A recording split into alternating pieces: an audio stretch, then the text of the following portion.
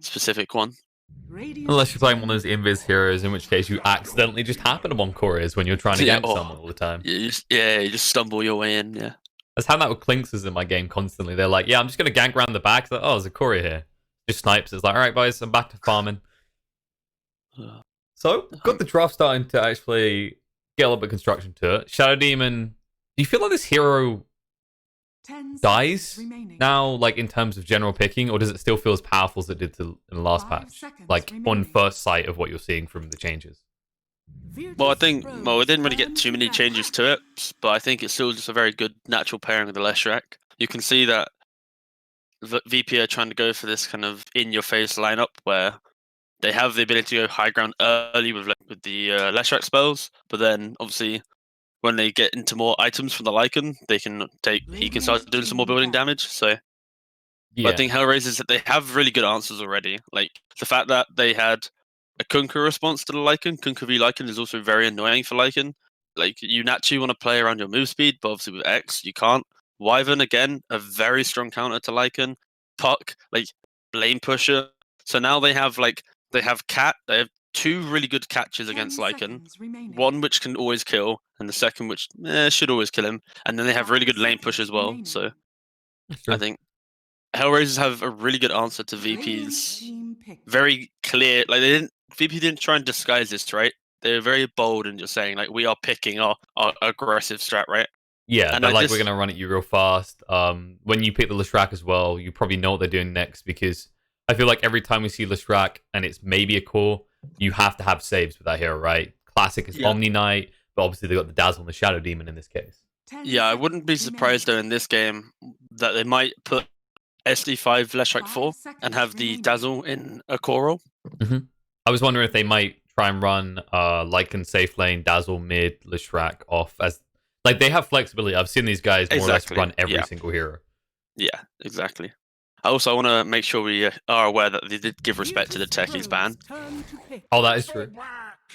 You don't want to mess with that, especially with like all the new spots. Was it Slacks? He found a nice little hole he can place mines in that can't be demined by melees. Yeah, I think Techies is becoming much more of a high value hero. Especially when we have the 3 mines. It's like 3 mines and the whole idea of outpost. Like if you control the outpost and can get your mines out during controlling the outpost, like it means like taking it is very scary. You need to have this you need to have a vision hero that can get in first, deward it. It's like it makes it so hard just to simply capture the outpost. Yeah. Yeah. It's also whenever there's a map change, right? Like Techies is first in your mind. People learn this very quickly. When they done a level innovation at the top left side of the map, the previous patches, instantly you saw Techies being picked because people didn't really understand the pathing anymore, and it just gave new routes, so Techies was less predictable. Yeah, people just feel lost. Like, to be fair, that's what happens when I play it, like in the new patch, right? Like you load in, and like sure you're walking around somewhere, but you just feel so lost. Like walking up a high ground, you're like, okay, what's after this high ground? So, in fairness, but no, I think this Dazzle core, if you put in, potentially you can also run it just into the lane of the Bristle. Just deal with the Bristle back. It doesn't really want to lane into it that much, so yeah, okay. Well, you need a jungling hero. See, come on. So it's carry Leshrac. Okay, cool. So it is just a +5 Dazzle then. Nothing too over the top. I guess they realized what you said, right? All this this D push. It makes it a bit crazy to think about going Lycan Dazzle when you know you're maybe thinking Necro books and hard pushes. Yeah. This way they have more flex. I was actually thinking before like this series started, I was thinking about like the heroes that I think might not have as much like impact than before. And I was thinking like maybe Alchemist might actually not be as strong as before simply because of everyone's got so much more access to XP. So the timing of Alch was meant to be like he has so much farm, he has this BKB, he can just run you over, but now it's like by the time he gets Radiance and BKB time and a blink, the enemy team might already have the levels to deal with him, right? Like they might already have just enough to get over that initial kind of power spike. So that's true. I think that's something we maybe don't always highlight. We always talk about GPM in games, right? And all the net worth of the heroes. But then you look at levels, especially since the introduction of talents, it's in some ways a bigger component in the first 10, 20 minutes. Yeah, and especially without getting no rule changes as well in the patch. Like it's it's not like he's got some insane new skill set. Like he's the same hero, right? So, and like you've got a vessel buyer from the Kunkka, you've got the aggression, you've got the negative armor from the Venge. Like the BKB piercing is what like you have a lot of like casual Alk answers as well to deal with. So it's not like you've picked this Alk into a lineup which has like 0 kind of counter. You've got BKB piercing stuns, you've got vessel purchases, negative armor, really early aggression from a bristleback. So yeah, potentially this Alk game might be a little bit scary if Alk doesn't feel as strong as before. Yeah, and this is the type of game, like, we see a Shadow Demon on one side against the Bristleback. Usually you think of this as a decent counter, you know, you purge, break him, you deal with him quite easily. Is it me, or does that feel like in this type of game, the Bristle just won't care? Like, yeah, I'm going to move really slow, but I'll slowly run towards you. How do you actually fight into him with a Wyvern, a Kunkka, and a Venge to save him or keep him alive? But then the flip side to that is they have this Lycan. They have this, like, in the last patch, this Lycan picks weren't too often, but the way that, like, for example, we looked at Lycan with Chaos was there's room for the hero to be, sure, it's a very strong core, but it's like an enabler of a hero that needs to meet a timing that is much later in the game, right? So, for example, let's say you have a Spectre. Again, it's a wild example, but like his timings come at 30 minutes, right? Imagine you had a Lycan pick in that draft where he has so much aggression in the first 15 to 20 minutes that you get over that initial hurdle because all the pressure is away from the Spectre that he gets to farm, right? Yeah, it's So, like a Timbersaw, right? So it makes sense that it would fit that offlane role with Enchantress Timbersaw, where it's like, okay, I don't have to necessarily carry the game myself. I just have to draw a crap ton of attention to me. and that's what potentially this Alchemist pick could be in Flip, right? Where the Lycan now is the hero that needs to get to like that 15, 20-minute timing, right? Or that 25-minute timing. But the Alk, he's going to have such an early timing that if he gets uncontested farm, he could maybe create enough kind of confusion that the Lycan can buy the needed items to deal with the counters, right? So again, I think there's a good reason for the Alk pick. I'm just worried that I just think that Alk might not be as strong, but then again, it is Alk, right? And it always finds a way just to be a very strong hitter in all patches. Yeah, it's the argument of what do these supports do, right? We talked about the fact that they're gonna de-push, they can save. They're not really your invade the jungle gank type supports, right? It's not like having an Earth Spirit as an example, or Sand King, these heroes that will just seek you out in your own jungle and just ruin your farm if you're an Alk. They might get a little bit of lenience in that manner. I think it really depends on how quickly Kunkka can get the early levels, right? Because once he hits 6, he's happy to rotate into the jungle, boat combo down, and try and kill off no one. Sure, I think the issue there is simply the movement into the jungle. Like when you look at HellRaisers draft, they don't have any, let's say, like jungle clearers, right? They have no like neutral push, okay, in that sense. So then when you go for this like invade, as much as you're invading, the time in which you invade, you're not able to push out your lanes on the other heroes properly, right? So there's good. You only have Puck and Wyvern, and to kill the Alk, you need to have like Puck plus Kunkka or Puck plus 1, potentially, or Kunkka plus 1. So it's going to be kind of awkward where even if you are able to punch this out, the amount of room that you're given on the map through not pushing out lanes properly means VP would still be able to build an advantage. Yeah, so, they take better trades. It's that argument, once again, it's the way up. Do you want to deal with our Alk or do you want to deal with our Lycan? Because one of them is going to do their job. And I think, yeah, a really important thing actually is, I touched on it about HellRaisers, about being able to clear out the jungle. VP, they have some of the best combos to deal with the jungle, right? So you got Shadow Demon, who's one of the best stack creators for jungle. You have Leshrac and Alchemist, who just love farming the jungle. So now they've also kind of unlocked the ability to really utilize the neutral items, right? Yeah, also Lycan, right? Like, it used to be this hero that if he couldn't be on the lane, he'd go to the jungle very quickly and just free up the lane for his support. So there's flex everywhere, really. Whereas when we look at HellRaisers, Puck doesn't really want to go to the jungle early ever. Kunkka can, but it doesn't feel anywhere near as good as the Die heroes. Maybe Bristle if you make really big stacks for him, but it's that kind of old Tidehunter effect on the Ancients, right? It's like he'll clear the stack. It just won't be quick and it won't be pretty. And actually, is there any spots where farming is good? So there's farming in the top side.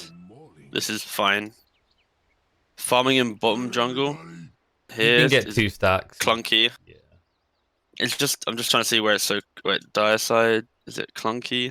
You can do like ancients here and here maybe as Bristle. I think Dire Obviously, like still has a slight advantage on that if you compare like the two, because if you look at the ancient camp of Radiant, they can't clear 2 camps at once, right? Whereas Dire still can. yeah. So there's still the tri camp of Dire is still is now better.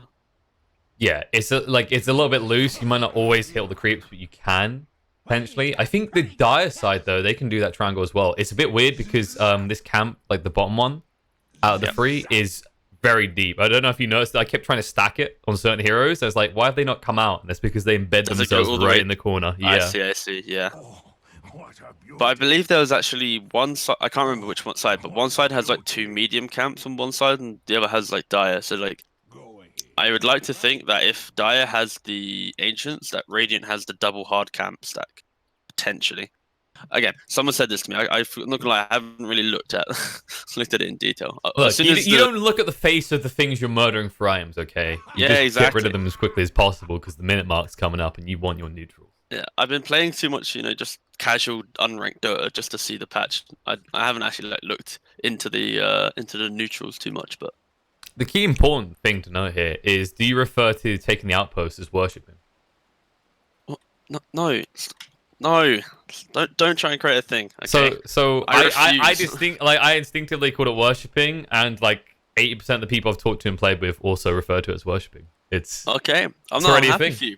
Okay, if you can make it a thing, I'm proud of you. I will always just say outpost. I mean, I feel like that. I'm a simple man. I think of these now more as a shrine than the shrines themselves. You know? That is true. Although, actually, you know the Earthshaker thing, right? Where you can just perma stun someone with Earthshaker at outposts. Was that Oh, changed in the patch? you could. I didn't see that one. Yeah. So if you spam right click on a outpost, Oh it no. procs your aftershock. So you can just like spam right click and just insta blow someone all the way down. I'm trying to think what other heroes could still have that interaction. Like Zeus's passive got changed. That won't work anymore. I think there was 2 heroes that could do it, like for like perma procking off the. But Imagine I if think Monkey King could get Jinku. 4 stacks turns around stuns. All right, All right, boys. Welcome to my lane. This is why Monkey. This is how we make Monkey King the outer lanes work again. Of course. Lifestealer just heals himself up off a 0 HP. Item. Oh, I hope you're ready for Lifestealer support, by the way. Oh hell yeah! I saw this change straight away. I was like, yep, that sounds like a support change to me. By the way, don't you just love the fact that him and Medusa fabricate like mana and HP out of nothing? I just love, like, I played a game of Lifestealer support yesterday, and it was the biggest pain and the biggest enjoyment that I could find in a single game of Dota 2. Like, laning phase was really fun because I was against like the heroes that couldn't actually like. I was against like I think a solo offlane or something, and obviously early points and open wounds. I had kill potential. It was fun. And then I got to like the next portion of the game, which was like, I'm a lifestealer support. Where's my whole skill set? What am I doing? And then I got to the Ags, and I was like, BKB baby, and oh, it was so much fun. Oh, it was so good. Like, what's that? I mean, there's an easier way to run it, Robson. You just pick something like a Slardar and you just Yeah. infest him. You're a speed boost for them. Yeah, I tried that in one game. So I played 2 games. So the first game I tried with a Leshrac. So I went Leshrac carry, and I was playing Lifestealer. And the idea was like before Leshrac's skill set was like you want to get this early move speed and you want to get in their face and you're really agile. But now with a Lifestealer, he gives you the move speed. So you just need to tank up a little bit, maybe get like a Bracer, Yules, and then maybe some damage from the Kaya, and then you just fight. So there's so much room for like little pairings and stuff to occur, but I mean, it's very memey. It's like, well, like, I, what was it's very bad. There's also the like. I read these patch notes and straight away one of the other big takeaways was how like these devs really want Helmet Dominator to be a thing again. Like everything about that, between the neutral changes to things like Helmet Dominator creeps giving double aura. I instantly read that and thought about the kobolds. Because no one ever thinks about the kobolds, okay? They're measly little things, no one ever thinks. But then you realize it's a 24% movement speed aura. Sure, yeah. There is room for so much things to occur, and like when you think about look at the drafts right now. HellRaisers draft is a very like CIS style draft. VP's draft, like this is like probably top 4 VP styled like VP heroes, right? Dazzle, Out, Leshrac, SD, even the Lycan, like all these heroes are VP. So they haven't ventured too far away from what the previous patch kind of drafting was. The playstyle should change potentially from some pubs they played, but like drafting wise right now, they're not being too creative. The creativity from them is coming from their bans. So give them time. It's fair. I mean, yeah, this is probably their first. Oh, it should be their first competitive game. Okay, and remember, these guys are already in the close qualifier. They are. So this is experimentation. This is first year in uni. Or they've already experimented and they don't want to show anything because they're gonna go to the close qualifiers. So this is big brain. So Lifestealer support one side, Ursa support the other. Got it. I'm so ready for Lifestealer support. I'm ready for Ursa support. Like it's gonna be hilarious. I want to see a game where they both get picked and then ran not as cause, and both teams like, well, this is awkward because we thought you were and you thought we were. Oh no. Just standing at mid river, just pointing at each other like, huh? Oh, look at this. We came with the same meme disguise to the mid lane.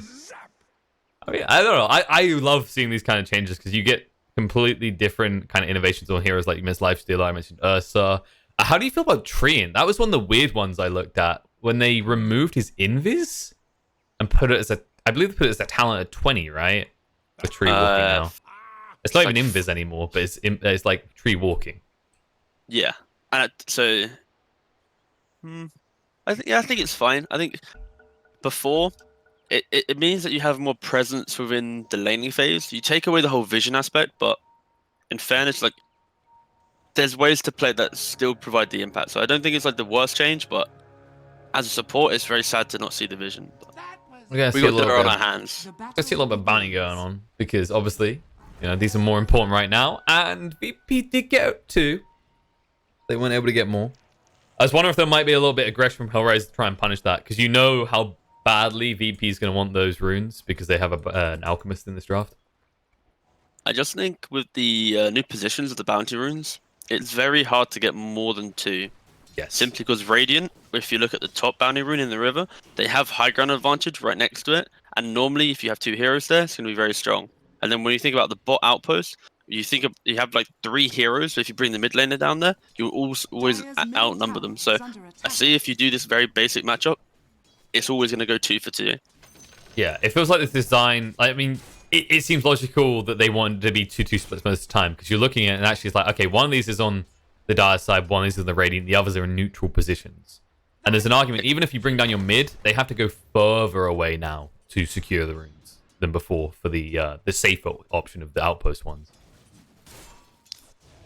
Yeah, exactly that. And it's also about the amount of resources that you need to use to get these bounty runes. It's sometimes not worth it. So, looking at how things are starting off, Rezo is going to be in the mid lane in this game. They are actually run Epileptic Kid out of the off lane. Of course, we already noticed the Alch in the top.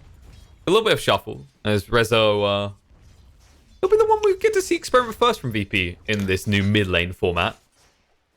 No, yeah, I think with their draft, this is a very good way of kind of enabling each of the heroes, I think. So, like, when we spoke about Lycan offlane, I think renaming it to, like, utility offlane, no, utility Lycan or something, or not like your win condition, right? So distraction Lycan.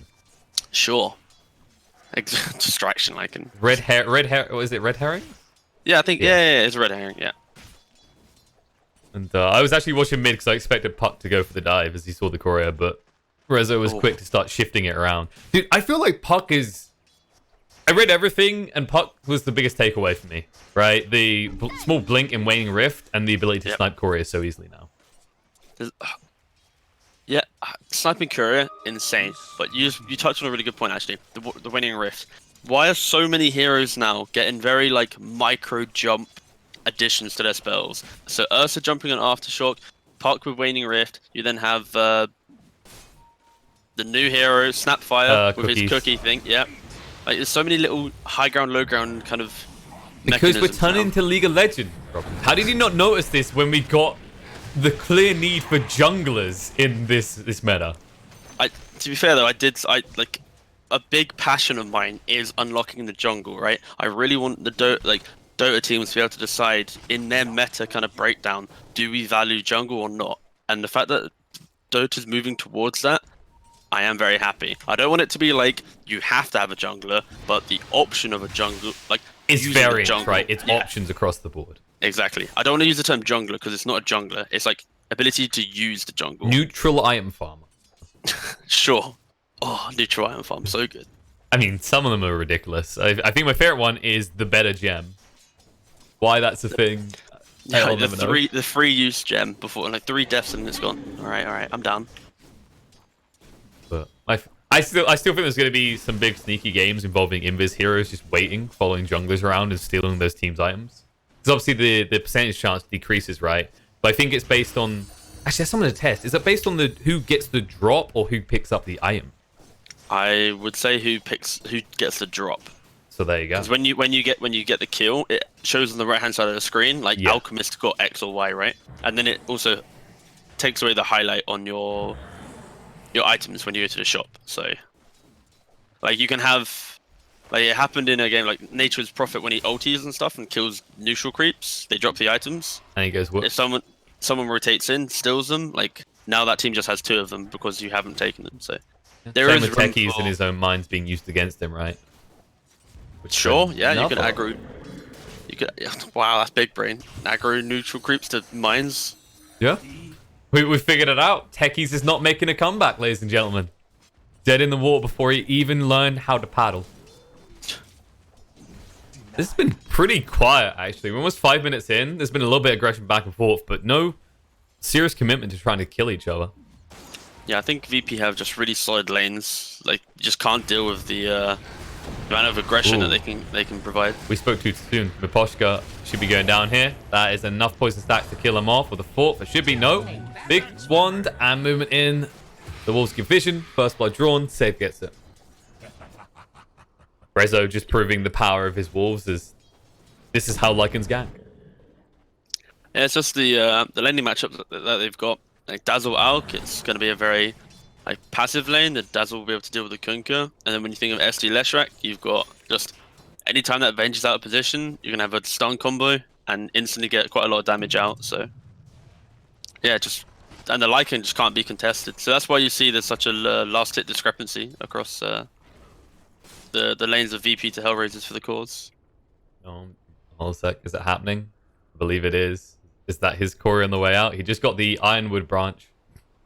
Instantly, there is 3 branches, Soul Ring for 1, and Magic Wand complete coming out the other. So someone is getting themselves the big GG trees. Oh, Alchemist is getting it. Oh. Is there a way to actually see like Radiant and Dire neutral? I don't think they've thought of that yet because, you know, they were busy screwing over the players, they forgot to learn how to screw over the casters and it just happened by default.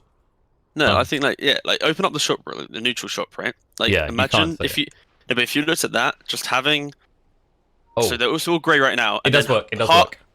Wait, what? Half the picture? So if you click shop and then you go across the neutral tab, it does work. But that is like the most. No, but like that's all grey, right, for you? No, the Ironwood tree recipe is highlighted if you click on the VP heroes. But it's still like a really frustrating way to have to go and check this. It's like, okay. I see. Okay. Like, it's not elegant, right? It's like, could you imagine in the middle of a cast? Let me just open up the shop tab for you guys. I was thinking just have it as like a neutrals tab, but then have it as half the picture. The left-hand side is like green, or the right-hand side is red, and then Radiant and Dire, right? It just highlights. So then you can see every single side item on one screen. I mean, you could just have like a tab button that even players could click. That's like neutral items, right? Because at the moment, you don't know what you actually have got, what your chances of the new ones getting dropped is. I think like some people were talking about there should be a kind of like a community bank type thing because you get to 40 minutes in the game and you look at your fountain and it's just random neutral items scattered around it.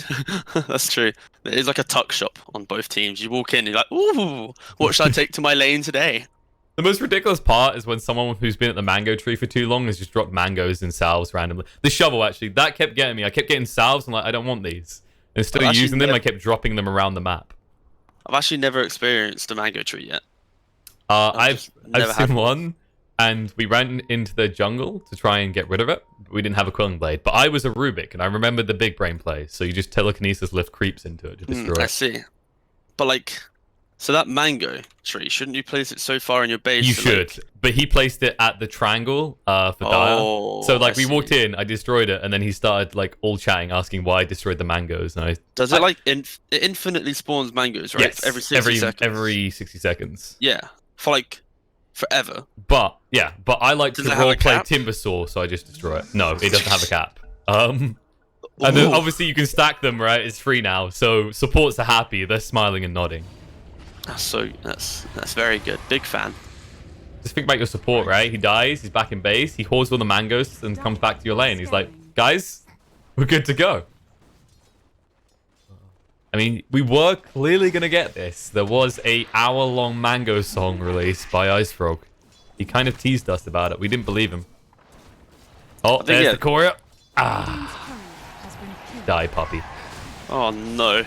Save. Has a save that's going to be used not as a save, but instead to save himself and get away from Elmo. However, they are still chasing, and the TP should scare them away. Shadow Demon's going to be a fun hero for the next few months, folks. Coil onto mid, by the way. Torrent. Walk straight into it. Bo coming in. X going to be used on the Rezo, but Puck doesn't want this anymore. And they'll just have to walk away. He's only level 5 with that rotation, so... If that was level 6, then maybe that can kind of transpire into something, but...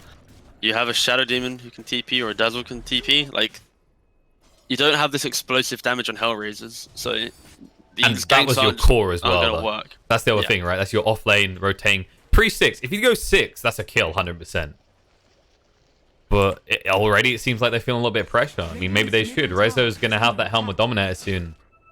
I'm just thinking of the potential. The double aura alone. We mentioned the kobolds. The classic examples of things like the wolf, right? For the crits. Yep. I think the cooldown on the Centaur is actually another really key thing. 12-second cooldown on Stomp now. Like, yes. You're going to be able to kill one support or whatever on Lycan, and then move over to someone else and still have another stun up. Like, the issue with Lycan is you get to these early points where people can kite you, so just having that stun is very strong. And it feels like Puck's going to have too many heroes. Mango tree! Oh, let's go. Where's he placing it? Please focus on him right now. Here we go. The bow mango tree placement. This should be, like, if you're being logical here, you give it to Seiyu, and then Seiyu just places it in the base when he's back there. If we're being logical. A lot of bucklers being built now, by the way. Oh, meanwhile, Wyvern, don't die, buddy. Oh, is You're it? like, what's happening? I mean, it's 2 minutes until worship. There's the TP out to the shrine, and they are out of position. They can catch him in time. By the way, Bobo does now have 6, and is just going to rotate into the jungle to farm more creeps. Apparently, he wants to turn Wyvern into a core now. Yeah, I think the fact that you have this Wyvern, you can just put him in this lane, sure. Like, you need someone hitting the jungle creeps. It's really important, because there will just be a discrepancy in, like, in items, right? Like, it's just simple. But the key thing as well is you can only get 3 items for each tier now. Oh, mid. Movement in. Torrent's there on the Dazzle to ensure his death. The TP shouldn't change it, but might get them a kill in return as Nyx. Dreamcall goes down, trying to move away. The poison's not stacking up enough, and the boat will cover the escape. But Lycan's still chasing. Different target. Bobo is the one they're looking at, so Puck might get out of here, but with the hoof stomp coming out from the center, they'll be able to get the kill. And straight away, Rezo, he knows what's up. Into the jungle. Got to maximize that neutral item farming. I just think from the vision and the laning matchups and what they can kind of bring to this early game, I think VP are just out moving HellRaisers. Just look at this like line of wards that they have. Yeah. Like HellRaisers won't be able to make any aggressive moves into VP, whilst also like they're always scouting them out. So they're finally punishing Rezo, but here's the problem: you kill him, and you're finally addressing it, but it's a trade back and forth. If we're being honest, this mid lane, whereas Al continues to just farm up a storm, free of any worry in the world. And worship shall begin in less than 10 seconds. Save has been chased onto in the meantime, Waning Rift being frustrating as always, and Nyx can't chase any further. Also, what's going on? We got more lag? Uh-oh. I mean, I just bragged about how great LAN is and how there's no lag or anything. But we can utilize this pause, right? Okay, so look at the Virtus.pro neutral items. It is capped to 3 for tier. So for their tier 1 items, for the next 5 minutes, they're able to use the Trusty Shovel and potentially get bounty runes for the Alchemist. So that alone, very strong. They've got stat items, and they've got mana regen, the Royal Gems, mana regen, and health regen. All very good items. HellRaisers, on the other hand, they've got a mango tree and some water healing thing. Like, so right now it's pretty crappy looking for them. Basically. So Virtus.pro have had the better lanes and the better kind of better overall kind of draft, if they can roll with it, and they've got the better the first tier 1 items. So right now the game is in their hands. I mean, this is one of the awkward parts about it as well, right? Like, there's been some arguments about how you balance this. Some people say that it should be mirrored, so you get the same items on each side. Even that has variable outliers that are imba, such as Alch.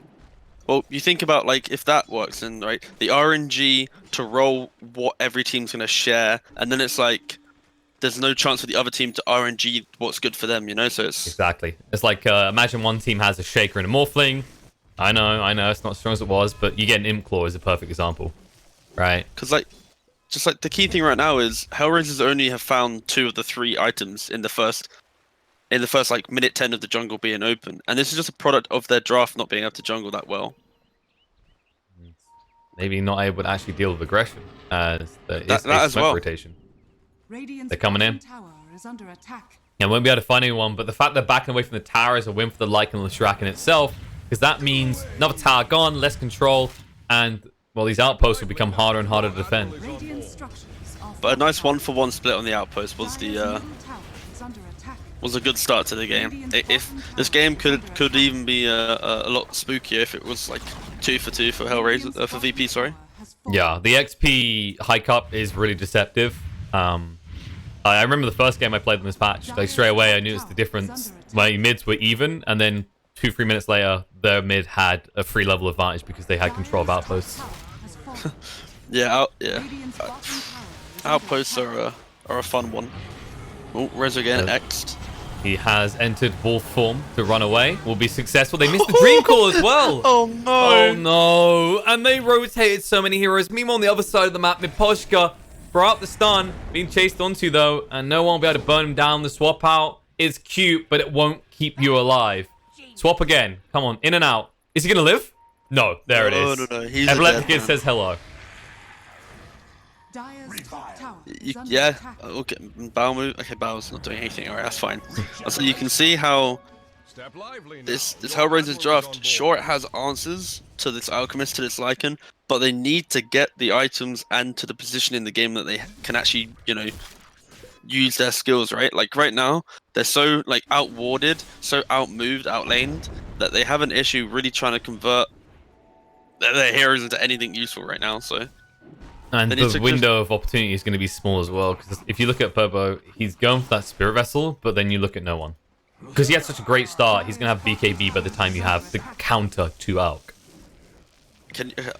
Is drawing on the map still bugged for, like, Analyst and Caster? I got, like, a simple line for you. It looks like it's double lining, but it's not as bad as it was.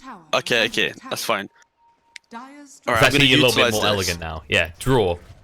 Oh, not yet. Do you mean map draw or just drawing on the screen? No, on the minimap. I was thinking more like using the minimap to show like the timings of VP and HellRaiser. You know, a simple line graph. Ah, yes. Because you know, otherwise you have to drag across the entire map. That's HellRaisers, right? And right now, VP is like this, you know. So this is around about like 35-40 minutes. This is like this cross section. Oh, okay, yeah.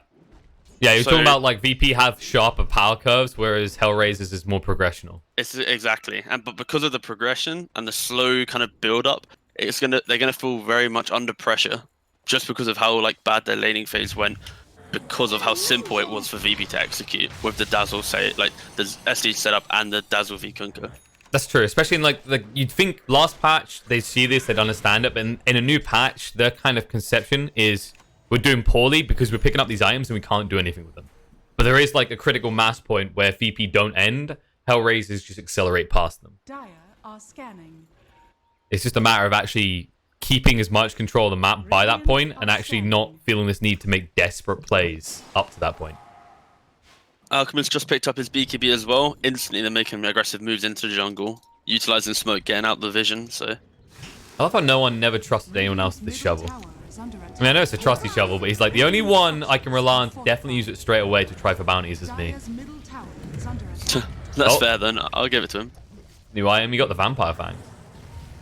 Not a bad item, actually. The lifesteal on both forms, especially if you're a hero that has a Radiance. It could, yeah, it can be good. I would give it probably to the Leshrac just because of the spell lifesteal. Yes. Definitely a hero that benefits from that little bit of extra sustain in these VP fights. are just getting all the neutral items they need to win this game, actually. Cool, and they're getting kills as a bonus on the side. And I really do mean a bonus because, as you said, those neutral items will be a bigger deal. These little pick-offs.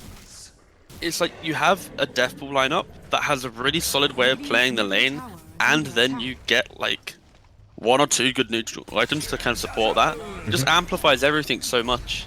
It's like you don't really take it seriously until you get the perfect items. I think I had a game where a Wyvern had gotten to a point through the mana cost reductions, cooldown reductions, and there was also the night vision item, where he was able to build nags, fly around all the time, sustaining himself, and give ridiculous amounts of night vision. Yeah, there will be some heroes that will be able to like the thing is, neutral items should be seen as either providing a power spike that wasn't there, and or amplifying one that you just get through RNG, right? Yeah. So you either use neutral items to give your hero strength, or you're like, oh, hold up, boys, we're like 10 times stronger when we're already like 20 times stronger than our opponent. Like they just got another ridiculous one. Imp Claw and Lycan with the wolf, the Alpha Wolf. Okay. He's gonna do a lot of damage.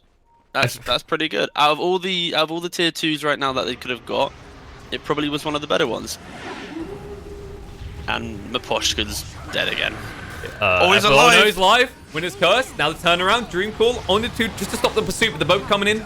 Will be a whiff though. They couldn't actually throw out the X. But look on the side. Rezo just runs in. Say will use the Cold Embrace. The X to drag back the Lycan. But he's already looking to cut off Bo. He'll get the kill into the Seiyu, and then they'll turn around looking on the Kunkka as well. So the Shrek moves in, get the second kill. Really? You're one of those people, Bobo. Just randomly pops the shrine. He knows he's dead either way, and that's going to be Roche for the result. Yeah, this lineup from VP is so scary to deal with. Like, HellRaisers have so many like holes, and they have this Bristle carry that we haven't really mentioned too much. But Bristle's meant to like have a very strong lane and give you momentum, give you kind of like a bit of breathing room. All he's done is try and recover, and you don't want that. And the Yule's on the Bristle. No, he missed it. He looked the wrong way. But it doesn't matter in their eyes. Okay, you rotate up here, but it's just space to ensure the Aegis goes in the hands of Alk. And more time that Bristle can't really have an impact. I don't think this Bristle will be finding any impact in this entire game. No, I feel like even after the slight buffs and the changes to the meta, Bristle still feels like an odd pick. I feel like the only time I've seen it work to a reasonable degree is as a mid. It's just unfortunate, like, he just doesn't answer with... Like, he's a Crimson Guard buyer to deal with the Lycan. Oh, but Dazzle. Yeah, but he can get the Shallow Grave out in time. Torrent through, they might waste too much time going in for the kill, especially with the poison coming out to slow down Elmo's retreat. Solo does get hit by the final attack of Nyx. The Yules is coming out, but no stun follow-up. A jump out by Nyx, but the stun follow-through will connect onto him as he tries to blink away in time. The boat coming in with a Witness Curse should cover their escape. But for all of your spells, and basically all of them being cast except for the swaps, you get a kill into a +5 Dazzle. Yeah, cool. Great kill, lads. I mean, let's face facts. Solo dies most of the time, and it's kind of his signature move. To be fair, that was like the only kill they could get on the map outside of Shadow Demon not being there and just saving him anyway, right? So, like, HellRaisers are making some proactive moves, which is key. Like, that is like the recipe for any comeback. Miposhka can't stop it. Here's the problem. He stuns here, and because no one went to do this so early, it's not like you can make some cheesy play 10 seconds before the cap point that matters, which is the 5-minute intervals. So there you go. It's going to be the outpost captured. On the other side, HellRaisers has taken the bot one, though. Already, like, you're seeing how teams are utilizing, like, okay, one team's going for top outpost, we're going to instantly go for bottom. Like, you can see these players already kind of have the mannerisms of trying to go for, like, a 1-for-1 split. Yeah, because you realize, actually, the more you think about it on a high level, outposts, 2 outposts is kind of that snowball effect, right? If a team has a mismatch where they're definitely better than their opponents, more often than not, that's where you'll see 2 outposts controlled regularly by that team. And that it kind of amplifies that snowball.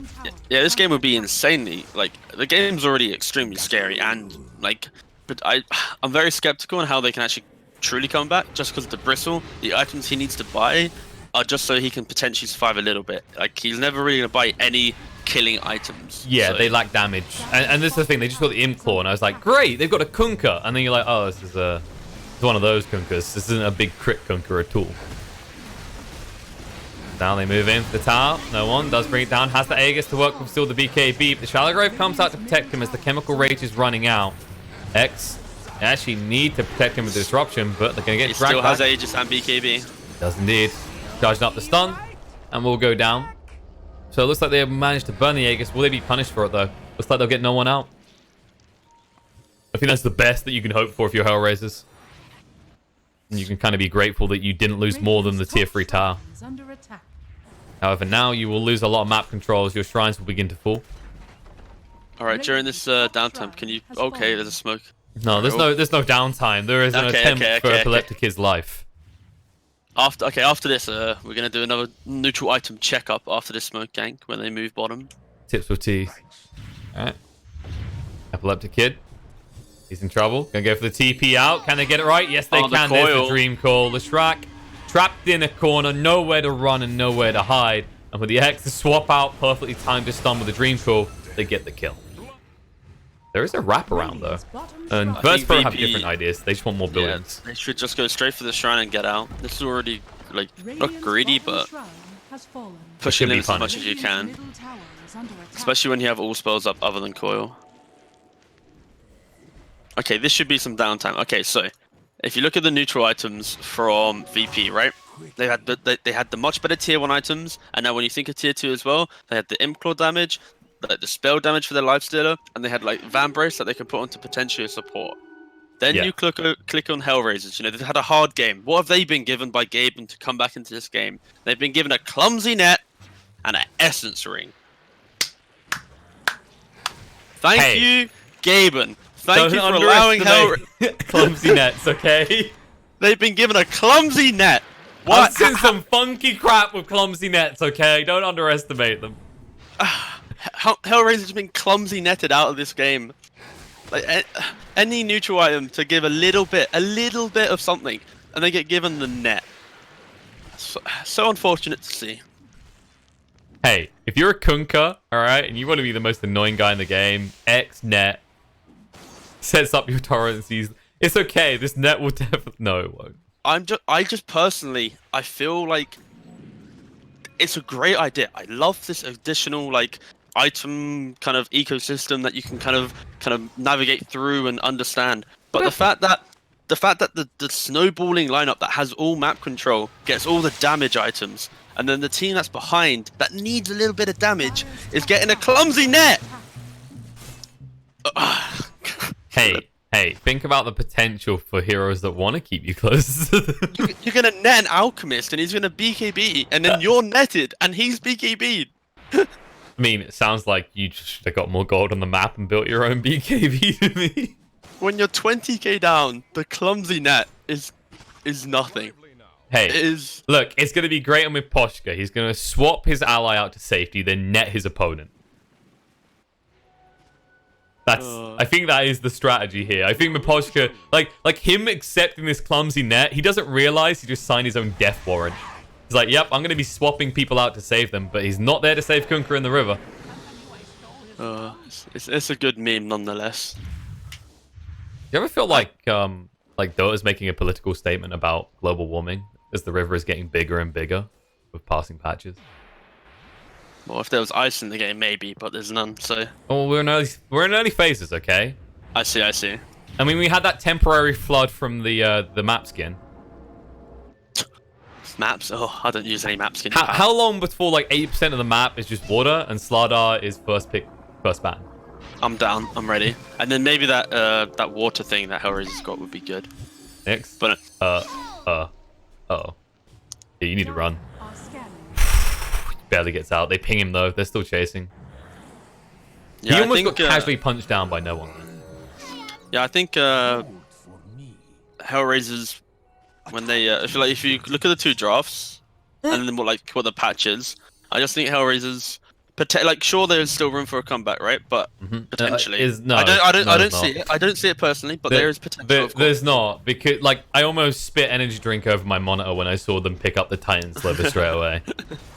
But I mean more like I think HellRaisers, they just need to understand, like, pick up more ability to draft heroes into the patch, right? Unlock the jungle. Sure, we've spoke a lot about the jungle being a very impactful thing, but they never really even got to a point where, memes aside, if they actually picked up these items, would they even be able to translate this into any aggression, right? Like, they're already so outdrafted in terms of like the current patch and what we assume can be good, right? So I think just having a better placement on their draft would actually allow for. Well, I'm sorry. I'm just looking. I'm trying to figure out this. They dropped. I'm pretty sure Epileptic Kid dropped something. Yeah, the Orb of Destruction. No one picked it up. As in, nobody. Not no one. I can't find the Orb of Destruction. What? Did they? Okay, that's your comeback, HellRaisers. Find the missing item. This is a Where's Wally comic now. Is it just on the floor, or? It's on the floor somewhere, I think. I think Epileptic Kid was the one who got it. Yeah, here it is. It's up here. I mean, it's actually not a bad item. It's the one that provides slows and armor reduction. Yeah, it's pretty good.